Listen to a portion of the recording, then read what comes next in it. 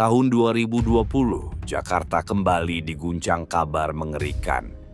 Pagi itu, di tepi jalan tol Cengkareng, seorang petugas kebersihan sedang menyapu sampah yang menumpuk di pinggir aspal. Pandangannya tertuju pada sebuah koper besar berwarna hitam, tergeletak begitu saja. Awalnya ia mengira itu koper bekas milik pemudik atau gelandangan.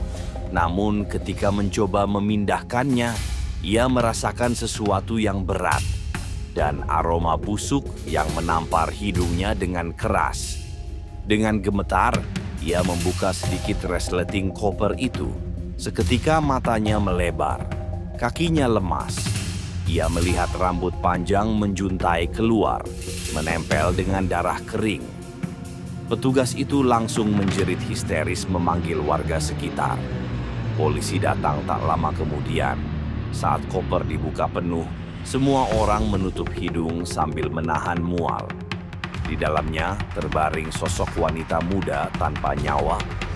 Tubuhnya penuh luka lebam dan bekas cekikan. Wajahnya pucat kebiruan, matanya tertutup plastik hitam yang menjerat kepalanya, dan tubuhnya dibungkus plastik sebelum dimasukkan ke koper besar itu. Bau busuk bercampur anyir darah memenuhi udara pagi di lokasi penemuan. Investigasi pun dimulai. Polisi menelusuri identitas korban dari sidik jarinya. Ia adalah Rina, wanita berusia 22 tahun, pekerja retail di salah satu pusat perbelanjaan. Pihak keluarga menangis histeris ketika diminta datang untuk memastikan jenazah. Ibu korban berulang kali berteriak, "Kenapa anak saya diperlakukan begini?" Ya Allah. Polisi menyisir CCTV jalan tol hingga menemukan rekaman samar seorang pria mendorong koper besar di malam hari. Dari situ, penyelidikan mengarah pada orang terdekat korban, pacarnya sendiri, Dani. Mereka sudah berpacaran sekitar 1 tahun. Namun belakangan hubungan mereka sering dipenuhi pertengkaran. Saat Dani ditangkap 2 hari kemudian di rumah saudaranya, ia hanya menunduk tanpa ekspresi. Di ruang interogasi, pelaku akhirnya buka suara. Dengan nada datar, ia mengaku kesal karena sering ditolak korban saat mengajaknya berhubungan intim.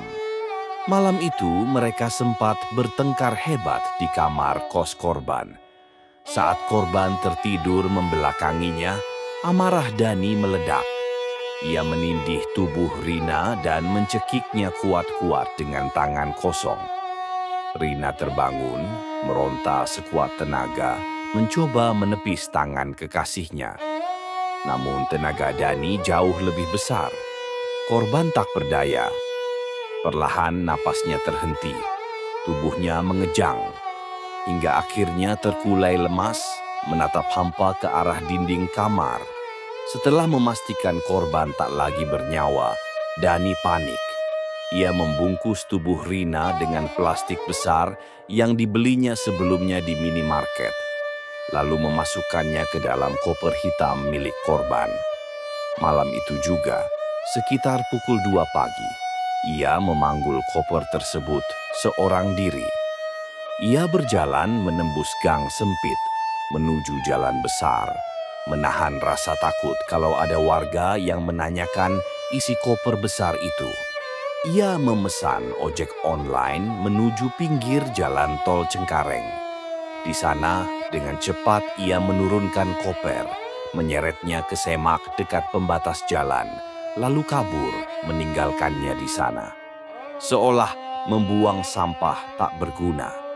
Ketika polisi bertanya apa ia menyesal, Dani hanya menatap kosong dan berkata, "Pelan, saya khilaf, Pak. Dia nggak pernah mau sama saya." Jawaban dingin itu menampar semua orang yang mendengarnya. Hanya karena nafsu dan amarah, seorang pria tega merenggut nyawa wanita yang ia cintai, lalu membuang jasadnya seperti barang tak berharga. Hingga kini, warga yang melintas di jalan tol Cengkareng masih teringat kejadian itu. Ada yang percaya saat malam sunyi, sering terdengar suara tangis perempuan dari pinggir jalan. Suara lirih menanyakan, "Kenapa aku dibuang? Kenapa aku dibuang?"